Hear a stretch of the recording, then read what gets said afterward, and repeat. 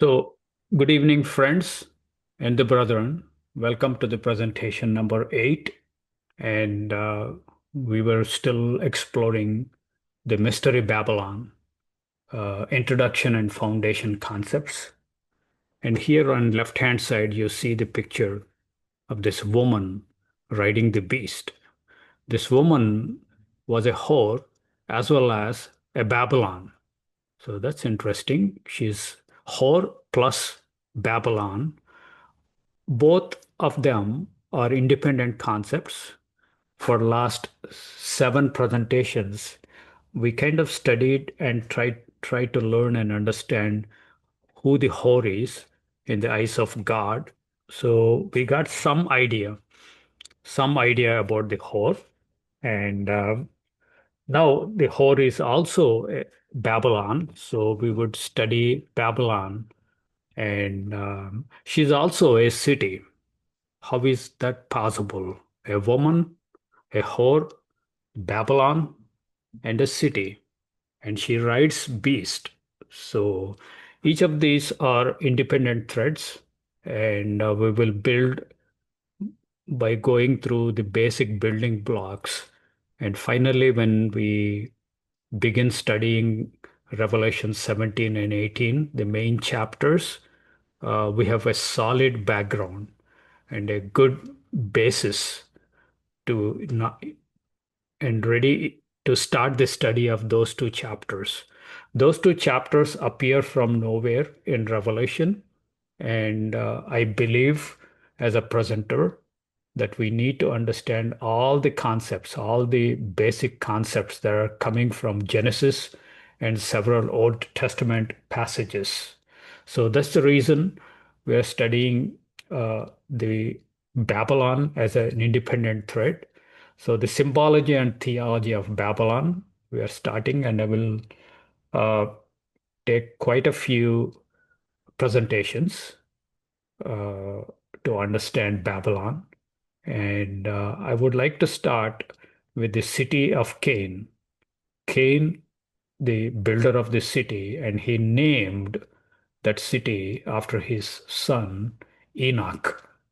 So that's where the thinking, character, and the belief system of modern spiritual Babylon really has its roots and beginnings in the city of Cain. So we would take few presentations on city of Cain itself. So I just want to introduce uh, in this presentation little bit about Cain and the city of Cain. And then next presentation, we would develop it further. So plan for today, we are still cruising through the Mystery Babylon foundational concepts, and then Semyon and theology of harlot in the Bible. We kind of did some basic groundwork, and then tonight we are starting Babylon, Semyon and theology of Babylon, and then city of Cain named Enoch, and then of course the natural next uh, subtopic would be city of Babel. And then we will go to actual kingdom or empire of Babylon. And then we would prepare the groundwork such that we are ready to understand and grasp spiritual Babylon in Revelation chapters 17 and 18. So, and then after finishing Babylon, I want to start a sub-series for the beast. So again, we go from scratch. What is the beast and how the whole thread of the beast develops and reaches its full-blown complexity when we come to Revelation. So the end time beast components and Babylonian concepts and the harlot, all of them play a vital role. And tonight, primary scriptures are Genesis 4. We will skim through the story of Cain. So, the mystery Babylon, as we see, is fundamentally a harlot, Once she was faithful to God, but now she is no longer faithful.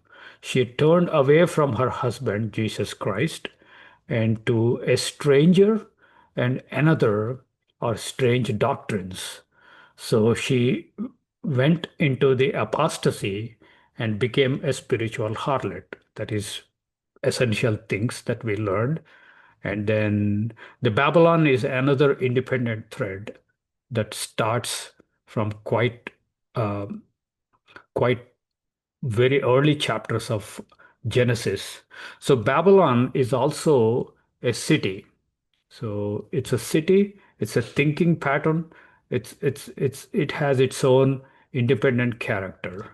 And there is no evidence that Babylon was once faithful to God and now has become Babylon. I believe Babylon is always Babylon. It's always bad character. Unlike harlot, which was good at some point and now became harlot, now God takes these two independent concepts, Babylon and harlot, he fuses them together when we come to this mystery Babylon. So the mystery Babylon is harlot, Babylon, as well as city. And it's also called the great harlot. It's not the normal harlot, harlot megale, and it's also not a regular normal Babylon, which we see in the Old Testament. It is called a great Babylon. So it is intensity, size, extent, and the evil nature. It supersedes all the previous instances of Babylon. So this harlot also overtakes every previous instance of the harlot. So, since Babylon is a city, we will also start discussion with a city that is built in defiance uh, against God, defiance of God, and it's basically these cities are cities of rebellion. They rebel against God. So those cities all have builders. So we'll talk about Cain as a builder, and he is the first builder of a city. So, and then this mysterious woman, Babylon, harlot Babylon woman, she also rides on beast. She sits on the beast. She also sits on many waters, and she also sits on seven hills. So this is highly figurative language, highly semeion. Greek semeion is very symbolic language of imagery, and we have to understand all these semantics and all these the semeion language as we spend more time with Word of God and more time studying and thinking about these mm, entities, we get more insight. There are no shortcuts actually. Uh, the amount of time we spend with Word of God is directly proportional to how much we understand. And greater you understand, greater would be separation. So we're talking about the spiritual adultery, and that is more dangerous than physical adultery. Sometimes physical flesh adultery is more forgivable than the spiritual adultery. So we have misconception introduced by wrong bad teachers that prophecy is all about setting dates about future. That's not the biblical meaning of prophecy. Prophecy is witnessing of Christ. So when Christ gave us the entire book of Revelation, and a third of Bible is devoted to prophecy, it's actually witnessing. When God said, God declared certain things would happen, when those things begin to happen, it it helps us to increase our faith in God because what he declared is coming true. And second aspect of prophecy is it comes with warnings, especially separation. So more we understand about this mystery Babylon, more ability we would have to recognize. It's a spiritual entity. It is invisible to our naked eye. It has to be spiritually discerned. The spiritually discernment demands a good understanding of the scriptures that deal with the mystery Babylon. And finally, when we grow in understanding and discernment, we are able to see this mystery Babylon. Wherever we see, in whatever entity we see, we know and we can declare this is Babylon. And these people are Babylonians. And we should and we must separate wherever we see Babylon.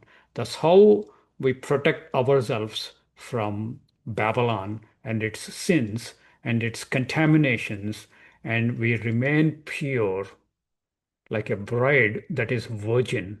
We retain our virginity and preserve and protect our virginity, and we continue to remove the spots and blemishes, and we make ourselves ready because Revelation tells the bride made herself ready. So there's lots of work the true Christians would be doing while these end time scenarios unroll and unfold, and we have double responsibility to recognize the evil entities, including Mystery Babylon, and stay away. If you are not familiar with these scriptures and these concepts, there is no way that you will identify the Mystery Babylon, and no way you would separate from it because Babylon would absorb its everybody, everything that comes in contact with her. Sooner, all the Christians that are infected with Babylon are absorbed into the Babylon. They become Babylon and they incur wrath of God and judgment of God. So that's the reason we are studying prophecy. It is life and death issue. It's somebody says like, is it salvational? Yes. Setting dates may not be salvational, but spiritual adultery is lethal. It's dangerous. So at all costs, we must recognize and we must separate ourselves because since it is spiritual, we can only go by its description. As we are very familiar with the description of Babylon after this series, wherever description matches, we kind of gain that ability to recognize and separate. So that's the basic motivation for studying Mystery Babylon and the prophecy insights. So here, Babylon, Mystery Babylon, is also a city. For example, Revelation 17, verse 18, it says, "The woman which you saw is that great city." It is not just a normal city, it is a great city which reigns over the kings of the earth. So we have studied harlots, now it is called Great Harlot. We are studying Babylon's different instances of Babylon, and finally, this mystery woman is Great Babylon. And today we are starting studying of the cities, starting with city of Cain. But finally, when we come to this woman, she is called Great City. See, this is this Greek word megale or megas is used to describe. So it is the end time culmination, and it reaches its height in wickedness and evil. And no wonder God remembers her sins and judges her. Another verse about Mystery Babylon, Revelation 16, verse 19. Revelation 16, verse 19. And the great city, again, great city, was divided into three parts, and the cities of the nations fell. So when Babylon fell, it is great city, but all the cities of the nations also fell simultaneously. This itself is a golden verse. All the cities of the all the nations and all of them are brought together into one umbrella. It is called the Great City Babylon. So, Great City Babylon is much bigger and much wider umbrella concept. So, when it falls, all the cities of the nations also fall. And again, Great Babylon came in remembrance before God to give unto her the cup of wine of the fierceness of his wrath. So we are talking about a ultimate great city, but we will begin our baby steps with smaller cities. In fact, the first city in Bible, the word city occurs is with respect to the city of Enoch, which Cain builds. So let's go to Genesis 4, the city of Cain, that is named after his son Enoch.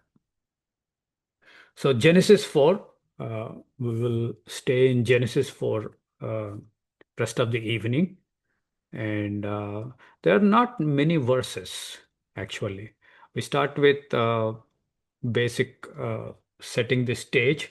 Cain was the first builder of a city. So we study the man, one man building a city. So Cain was first builder of the city. The other builders are Nimrod. So Nimrod also builds a city. Then Nebuchadnezzar also builds his city. So there are several people who have built their cities. And when we say city, sometimes it's a city state. And we begin to see when God says that Cain built a city, is not necessarily talking about bunch of houses put together as a city. It's not a physical concept. It's more a spiritual concept.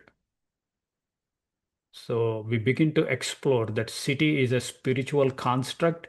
It has spiritual power, and that brings in lots of spiritual activity, including demonic activity behind a city. But these are the rudiments of a Babylon, and the story of Cain was theological. It gives us God's view of man, certain attitudes and activities of man. So, why men and women, even in our modern times, why they build physical cities? Why they build physical cities? So, some passages we go through today, uh, those passages give us the deeper motivation and deeper attitudes. In fact, deeper fears within man. And in order to overcome that deeper fears, man would build a city. A city is a response to inner cravings and inner fears and inner rebellion within a man. So while we study the story of Cain, we also see the whole mankind kind of hijacked, and we find ourselves in the heart and mind of Cain. Even though we did not do a physical murder like him, but we are all infected with this thinking, with these fears. So that's where we would see. So when Cain leaves God after he murders and receives a curse, he goes and settles in a land called Nod, N-O-D, Nod. So people wondered, the archaeologists and historians wondered, where is this place called Nod? They couldn't find. So it's a more spiritual description from God's theological perspective. So we will see those aspects, attitudes, and the activities of man, the inner motivations and inner fears and inner reasons we will begin to see, and that actually begins a rudimentary foundations for what we eventually call Babylon. So God does not use the word Babylon when we see Cain building a city, but very these thoughts of Cain were actually repeated when uh, when the whole mankind gathered at one place called Babel, and they have very similar thoughts when they built a city, that is second city. So that's why I'm taking time to start the Babylon discussion with Cain. So let's start from verse 8 of Genesis 4. And Cain talked with Abel, his brother, and it came to pass when they were in the field that Cain rose up against Abel, his brother, and slew him. So this is the first murder recorded in scriptures. And Cain became a murderer, and Cain murdered his own brother, and he did lots of evil by doing this single act. And by this time, Adam and Eve were driven out of Garden of Eden, and God already cursed the ground, cursed the land. So the ground would not yield as much as it used to yield in the Garden of Eden. Now it's substantially its yield reduced, and Adam has to work with the sweat of his brow to till the ground and get the yield, get the crops and the food, and he has to work hard and harder. That was the difficulty with God's judgment on our first parents. And with some patience, with some endurance, he can still live on attached to the land because land is still yielding some fruit. So, from good state in the Eden, Garden of Eden, things have become bad. But with Cain's murder, the things have gone from bad to worse. So there's a progression of evil and the progression of judgments from God. So God judges the earth or land or ground further for Cain because he violated and he deeply insulted God while he took the life of his own brother into his hands. And I want to bring up few hidden things in this script when we go through these passages. We go in a very fast manner. We primarily focus on the storyline, but I want to go slow and introduce some of the things that we can discern between the verses, between the lines. So this is the first murder, and then verse 9, and the Lord said unto Cain, where is Abel, your brother? And he said, Cain said, I know not. Am I my brother's keeper? So he questions back God and he lies that he does not know where the Abel, his brother, was. He killed him and probably he buried him, who knows, so that nobody would recognize. So he pretends to be uh, innocent in a sense before God.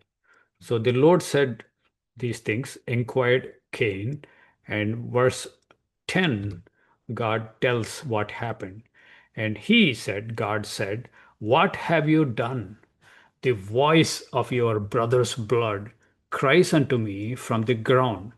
So the ground is now from where the Abel's blood was shed, and it went and fell on the ground, and it defiled the ground.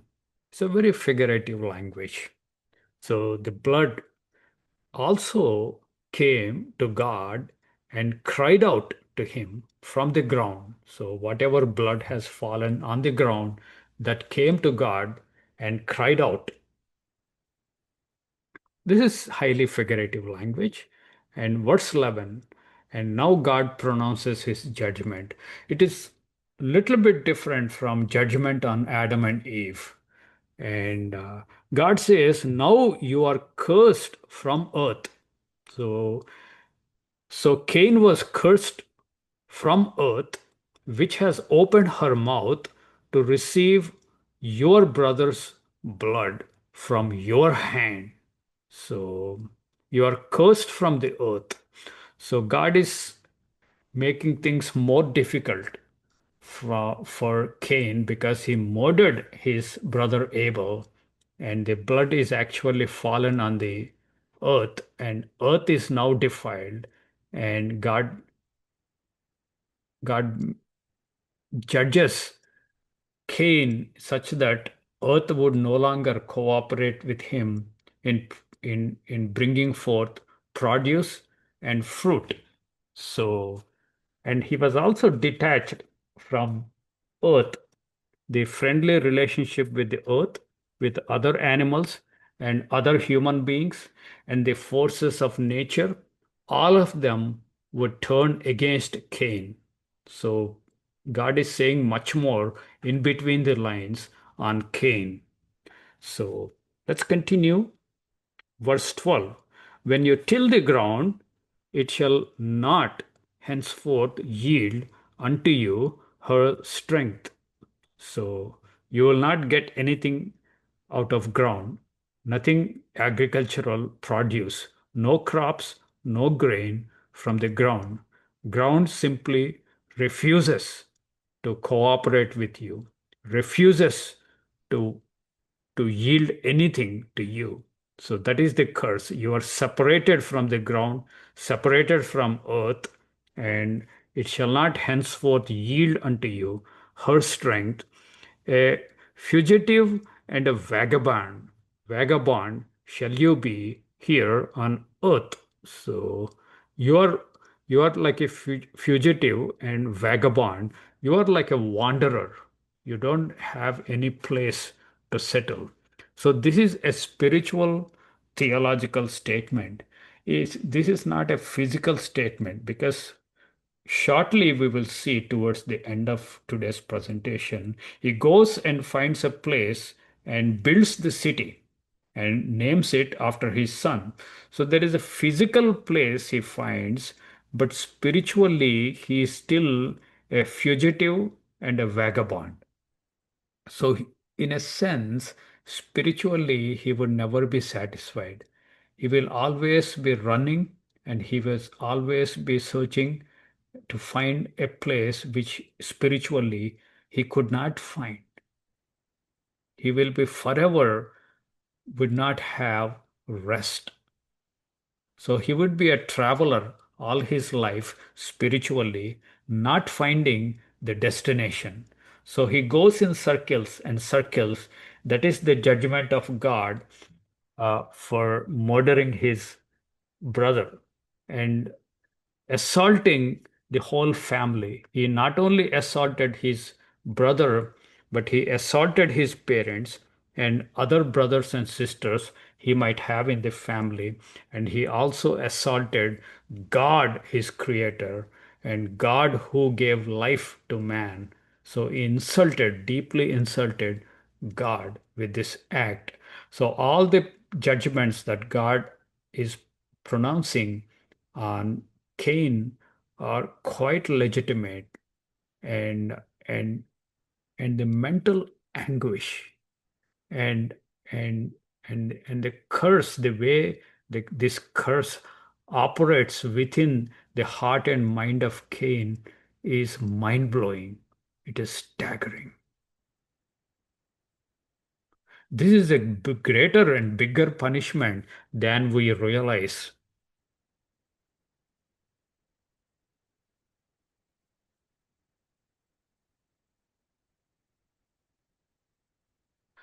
So until this time, there is a relationship between man and earth. There's a normal harmonized relationship. Suddenly this relationship is cut off when God pronounced this curse. You would be cursed from earth. There is the relationship between man and earth is completely shattered. And we see when he is separated from earth, he is also separated from all the natural resources of earth, not limited to agricultural.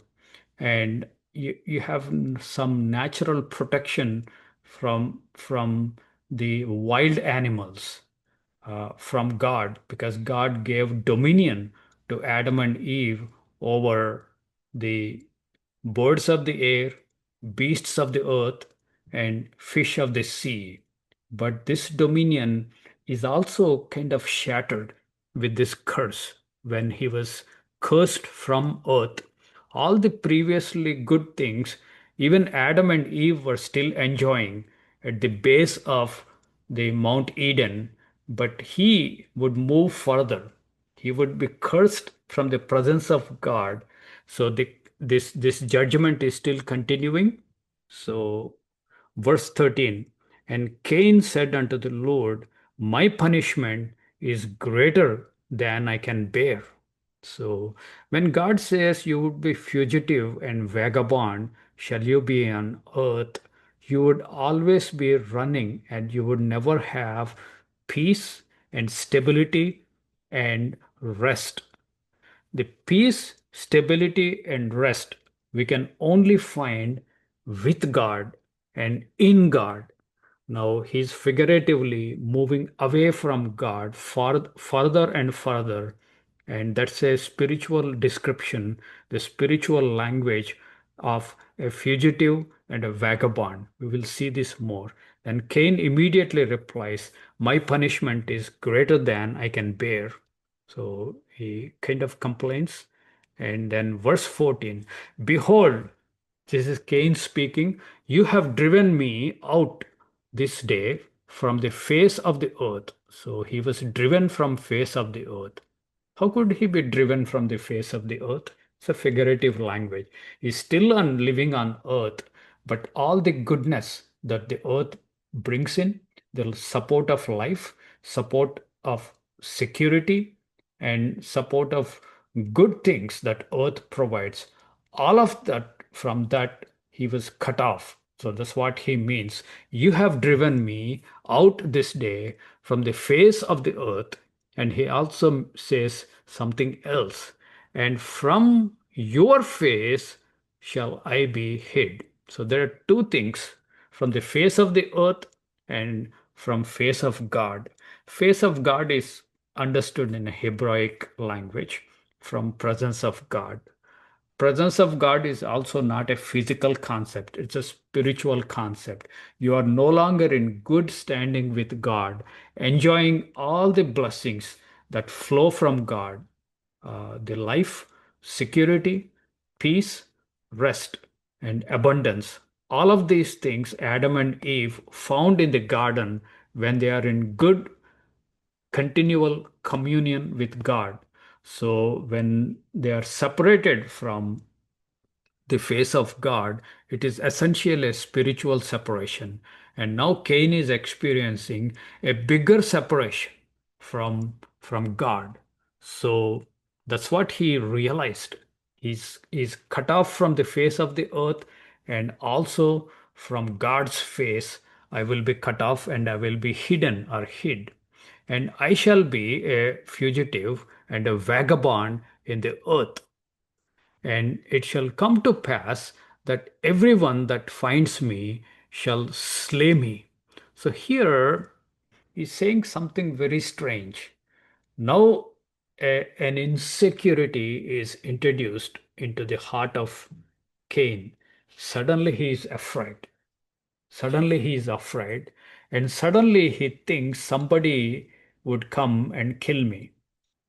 See, he killed his brother Abel, and now he thinks everybody is a murderer and everybody wants to kill.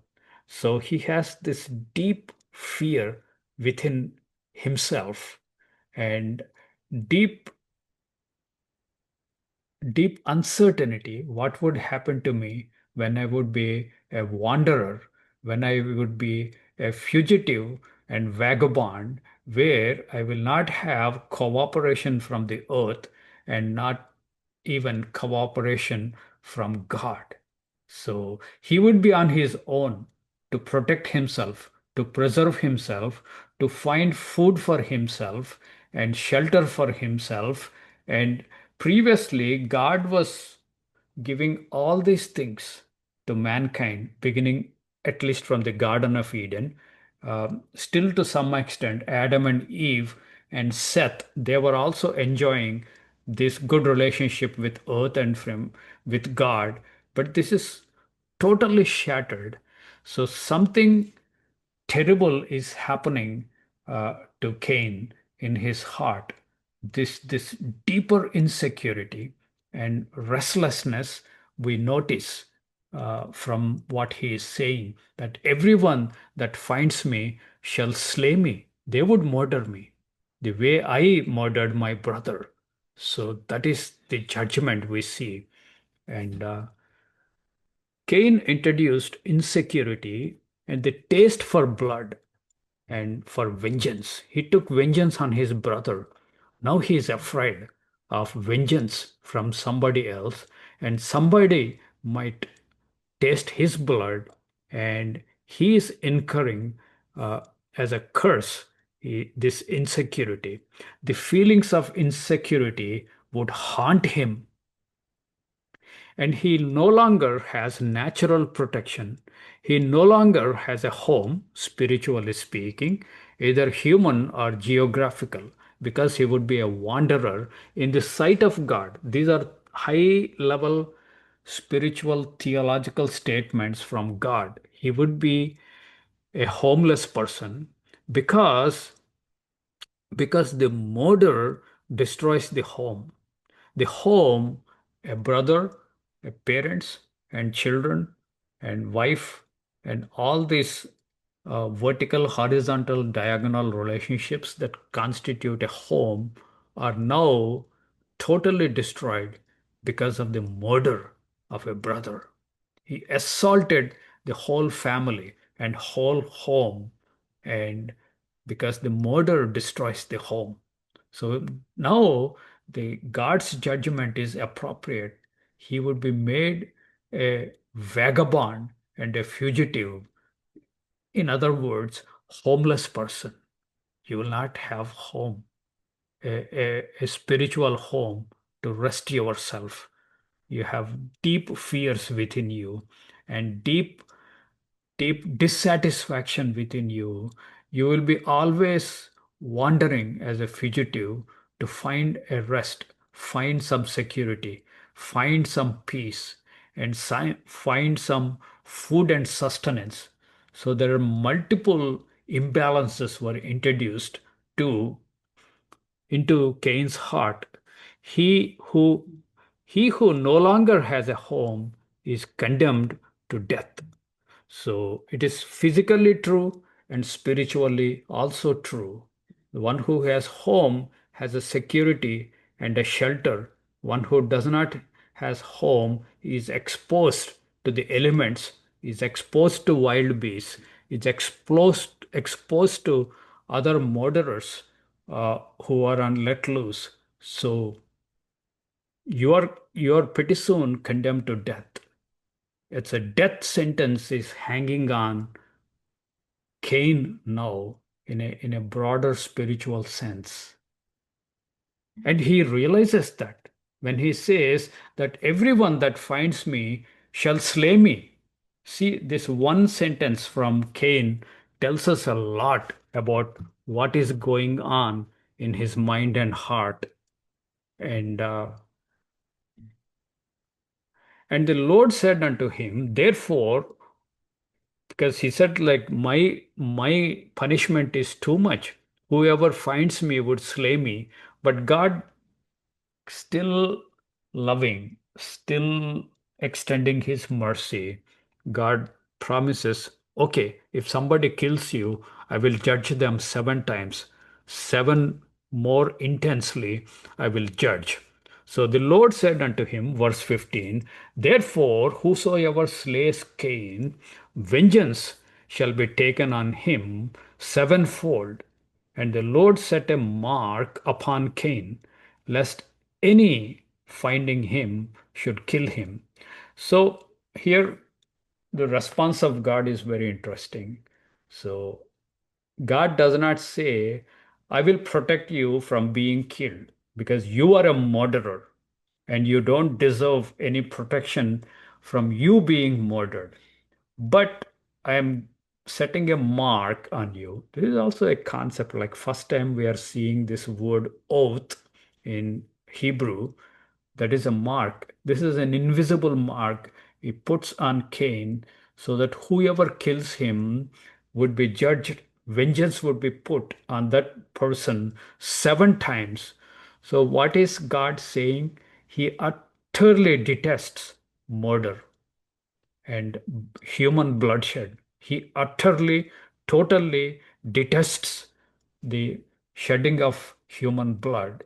So he's more willing to punish, as he's punishing Cain for the first murder. If somebody murders Cain, he would judge, take vengeance again on that person sevenfold.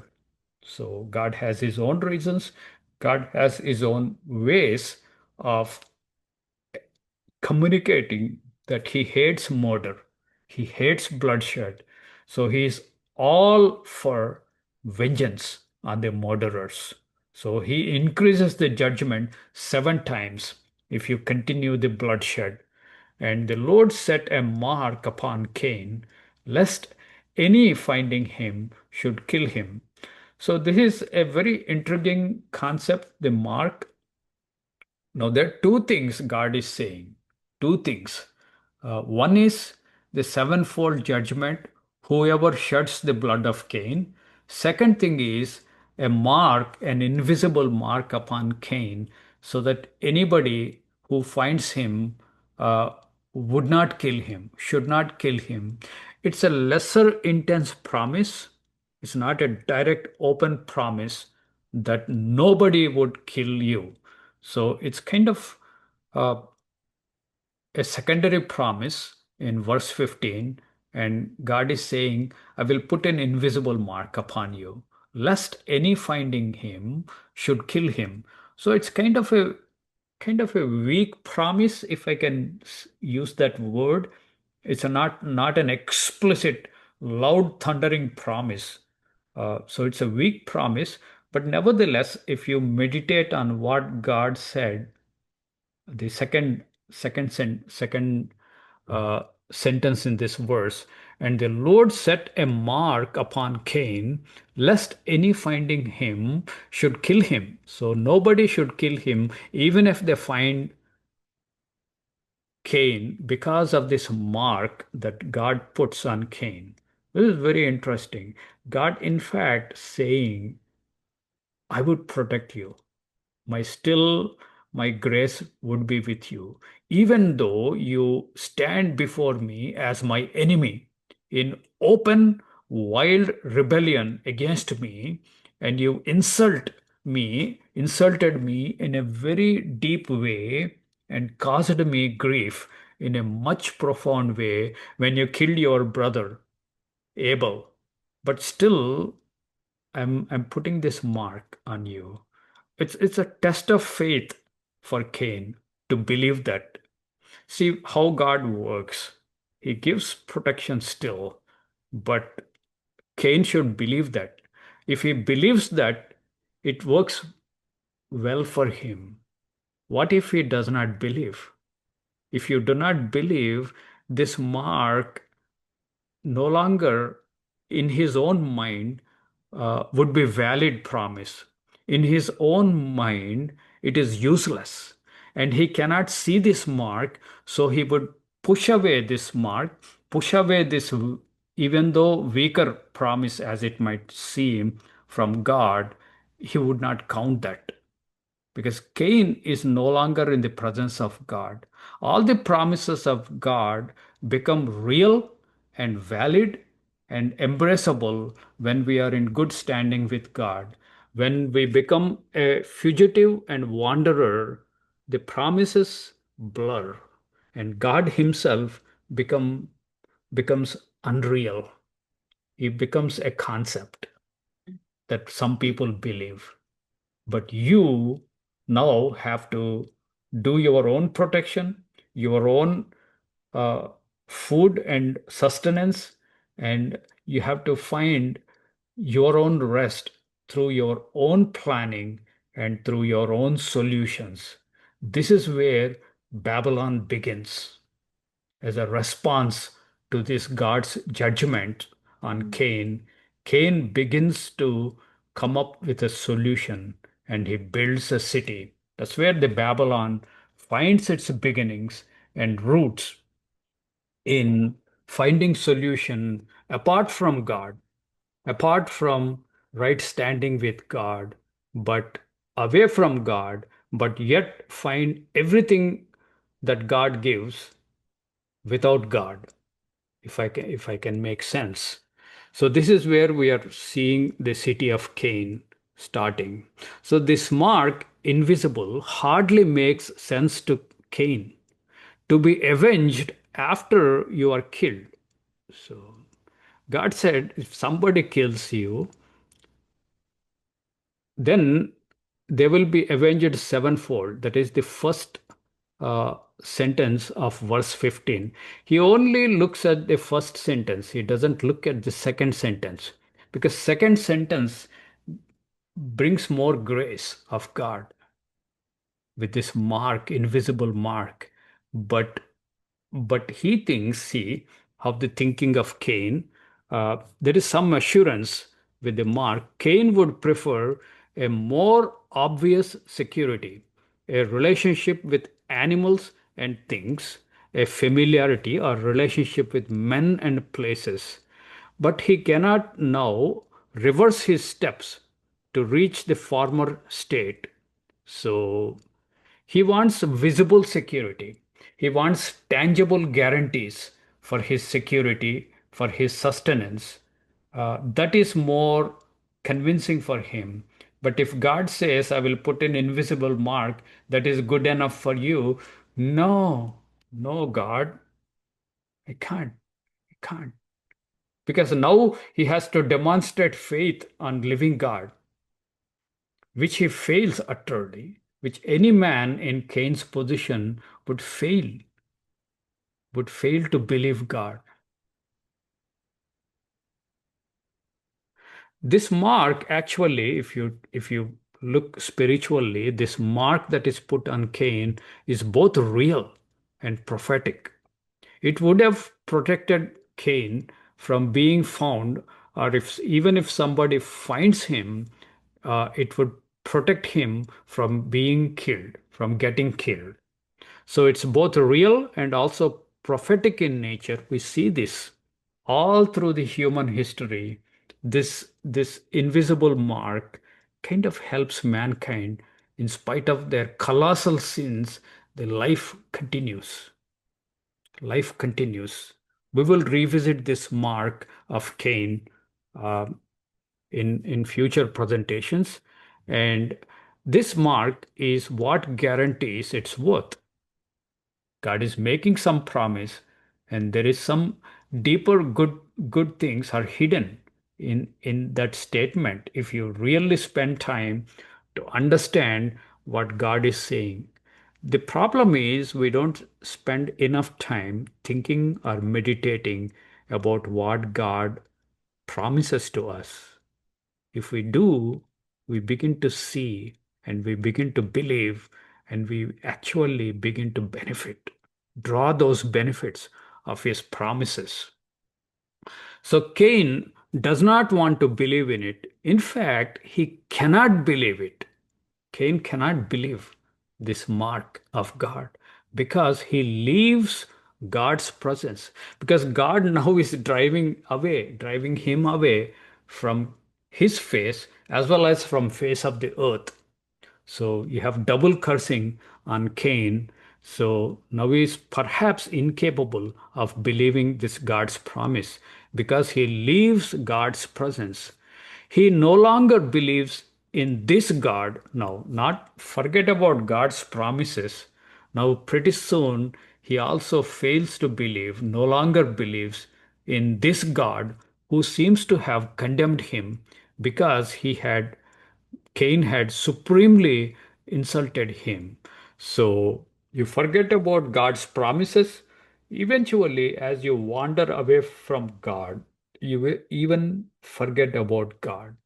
Your view of God gets diminished and weakened, and God becomes a hypothetical concept some people believe.